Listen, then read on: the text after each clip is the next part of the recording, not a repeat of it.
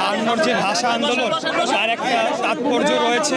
বর্তমান প্রজন্মকে এই ভাষা আন্দোলনের ইতিহাস সেটিকে ভালো মতো জানতে হবে, বুঝতে হবে।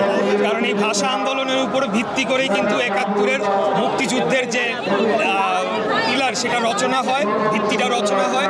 এবং আপনারা আবারও দেখেছেন যে ২০২৪ সালে আবারও ছাত্রদের আন্দোলনের মুখেই কিন্তু আমরা ফ্যাসিবাদ মুক্ত হয়ে জনগণের অধিকার সংরক্ষিত হয়। অতএব আমাদেরকে বুঝতে হবে যে বাংলাদেশের জনগণ তাদের অধিকারের বিষয় সোচ্চার, বিশেষ করে তরুণ প্রজন্ম, নতুন প্রজন্ম, তারা পুরনো ধাঁচের যে হানাহানির রাজনীতি সেটার থেকে বের হয়ে আসতে চায়।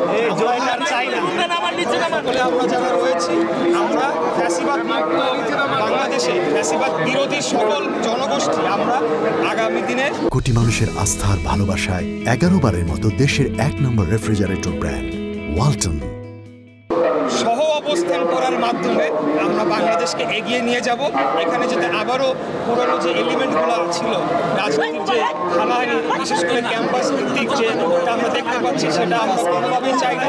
বাংলাদেশের সাধারণ জনগণ এগুলো দেখতে চায় না। আমরা সহ অবস্থান চাই, সবার রাজনীতি করার অধিকার রয়েছে, সবাই যাতে সেটা চর্চা করতে পারে, আমরা সেটা দেখতে চাই। সেটি আমরা আজকের যে মাতৃভাষা দিবস সেটা অনেক গুরুত্ব বহন করে, কেননা সেই সময় ছাত্ররাই সে আন্দোলন করে আমাদের মাতৃভাষা আমাদের সামনে নিয়ে এসেছিলেন।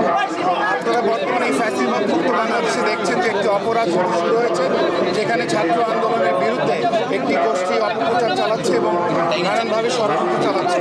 বাংলাদেশকে যদি আমরা এগিয়ে নিয়ে যেতে চাই, আমি বিশ্বাস করি, আমরা মনে করি যে ছাত্র রাজনীতি অপরিহার্য। ছাত্র রাজনীতি বাংলাদেশকে এগিয়ে নিয়ে যেতে পারে, একটি সুন্দর বাংলাদেশের